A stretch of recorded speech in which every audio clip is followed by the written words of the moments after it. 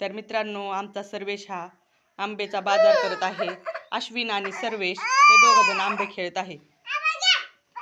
हाणायचं नाही, हाणायचं नाही, तो घेतोय आंब. हा म्हणा आंबे घ्या, आंबे आंबे घ्या की. हा किती रुपयाला आंबे हो? किती? 5 रुपयाला. बरं बरं, एक आंबा द्या अश्विनला. जा अश्विन आंबा घे, पळ. अश्विनला आंबा द्या. अश्विन, तू सर्वेशला पैसे दे, पैसे दे, पैसे द्या. भेटले का पैसे?